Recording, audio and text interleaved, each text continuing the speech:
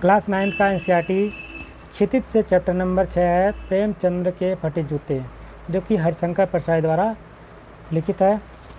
इस चैप्टर में हम लोग इस चैप्टर के जो महत्वपूर्ण प्रश्न अभ्यास है उसको करने वाले हैं। यदि आप चैनल पर नए हैं तो चैनल को सब्सक्राइब कर लीजिएगा। अगर आपको वीडियो अच्छी लगी तो उसको लाइक करिएगा और ज़्यादा से ज़्यादा शेयर करिएगा।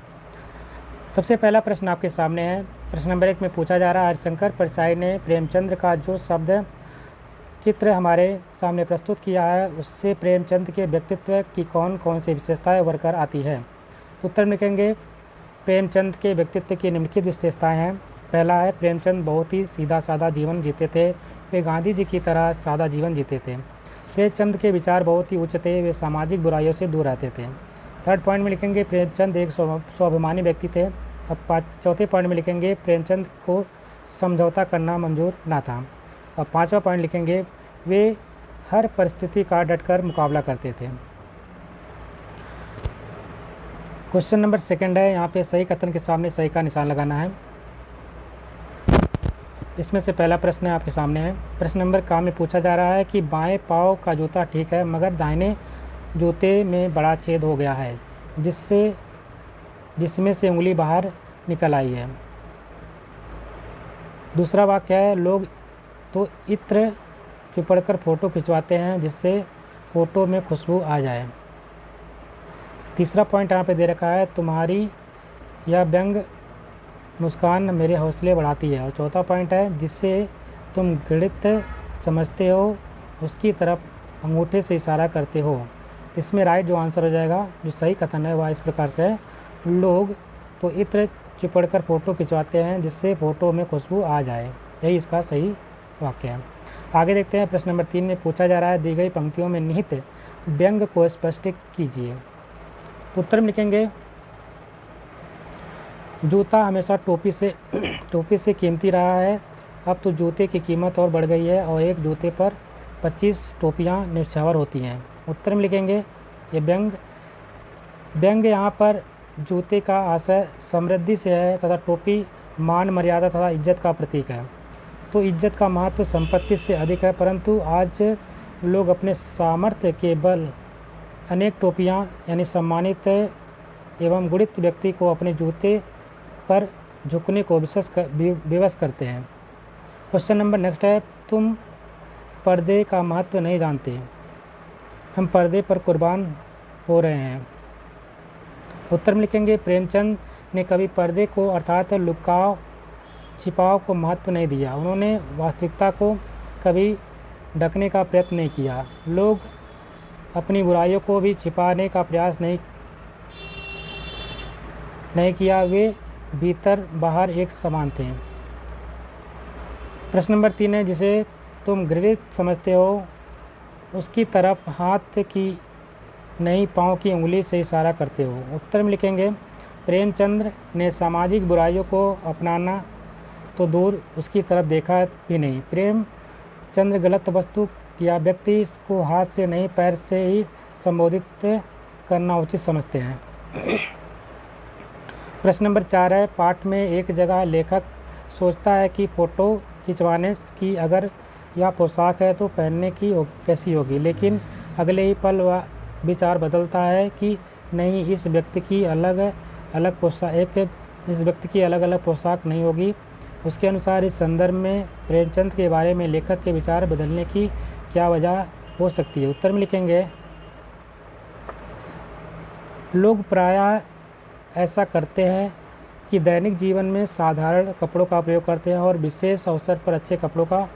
लेखक ने पहले सोचा प्रेमचंद्र खास मौके पर इतने साधारण हैं तो साधारण मौके पर ये इससे भी अधिक साधारण होते होंगे, परंतु फिर लेखक को लगा प्रेमचंद्र का व्यक्तित्व दिखावे कि दुनिया से बिल्कुल भिन्न है, क्योंकि वे भीतर से वैसे ही हैं बाहर से भी।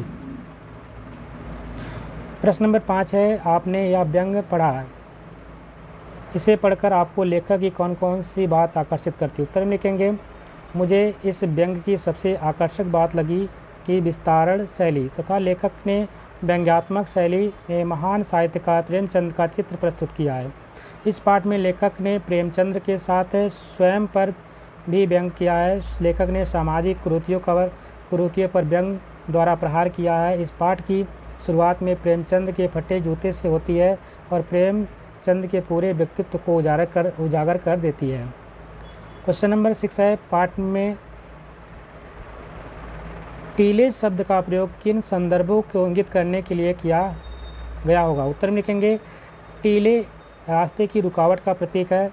इस पाठ में टीला शब्द सामाजिक कुरीतियों, अन्याय तथा भेदभाव को दर्शाता है, क्योंकि यह मानव के सामाजिक विकास में बाधाएं उत्पन्न करता है। प्रश्न नंबर नेक्स्ट है, रचना अभिव्यक्ति से प्रश्न नंबर 7 में पूछा जा रहा है, प्रेमचंद के फटे जूते को आधार बनाकर परसाई जी ने यह व्यंग लिखा है। आप भी किसी व्यक्ति की पोशाक को आधार बनाकर एक व्यंग लिखिए। उत्तर में लिखेंगे हमारे एक पड़ोसी हैं जो बहुत ही कंजूस है, यहाँ तक कि बच्चे के खाने पीने की चीज़ें में भी कटौती करते हैं, परंतु दुनिया में अपनी झूठी शान दिखाने के लिए बड़ी बड़ी नामचीन कंपनियों के कपड़े ही पहनते हैं। उनका यह दोगलापन मेरी समझ से परे है। प्रश्न नंबर 8 है, इसमें पूछा जा रहा है कि आपकी दृष्टि में वेशभूषा के प्रति लोगों की सोच में आज क्या परिवर्तन आया है? उत्तर में लिखेंगे आज के समय में लोगों का दृष्टिकोण बहुत बदल गया है, यहाँ तक कि व्यक्ति का मान सम्मान और चरित्र भी वेशभूषा पर अवलंबित होता है। आज की दुनिया दिखावे की दुनिया बन गई है। अगर समाज में अपनी शान बनाए रखनी है तो महंगे से महंगे कपड़ा पहनना होगा और सादा जीवन जीने वालों को पिछड़ा समझा जाने लगा। प्रश्न नंबर 9 है, इसमें पूछा जा रहा है पाठ में आए हुए मुहावरे शब्द छांट करके उनका वाक्य में प्रयोग करिए। तो इस प्रकार से यहाँ पे मुहावरे शब्द हैं। मुहावरे शब्द देख लीजिएगा। पहला यहाँ पे आप लिख लीजिएगा मुहावरा, उसके बाद इधर लिख लीजिएगा अर्थ और यहाँ पे वाक्य में प्रयोग। पहला मुहावरा आपके सामने अटक जाना। अटक जाने का अर्थ होता है स्थिर हो जाना। इसका वाक्य पे प्रयोग में लिखेंगे इस सुंदर कंगन पर मेरी दृष्टि अटक गई। दूसरा मुहावरा है न्यौछावर होना। इसका अर्थ होता है कुर्बान होना। वाक्य में प्रयोग में लिखेंगे मंगल पांडे फिल्म देखने के बाद देश के लिए अपना सब कुछ अर्पण करने के साथ खुद को न्यौछावर होने का मन करता है। अगला मुहावरा है पछतावा होना। इसका अर्थ होता है पश्चाताप होना। इसका वाक्य में प्रयोग में लिखेंगे ऐसा कार्य करने के बाद आपको पछतावा तो होना ही चाहिए। रो पड़ना पीड़ा। इसका अर्थ होता है महसूस करना।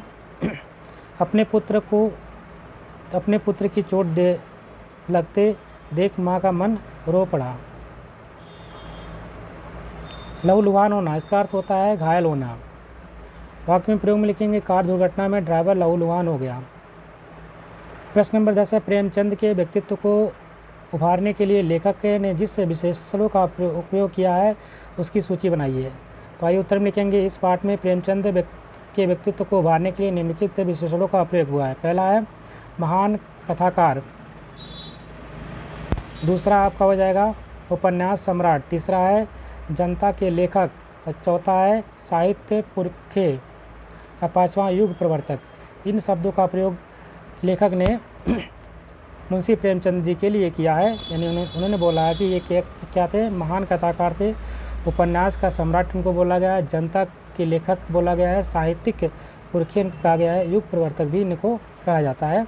किसके द्वारा? लेखक के द्वारा, हरिशंकर परसाई द्वारा।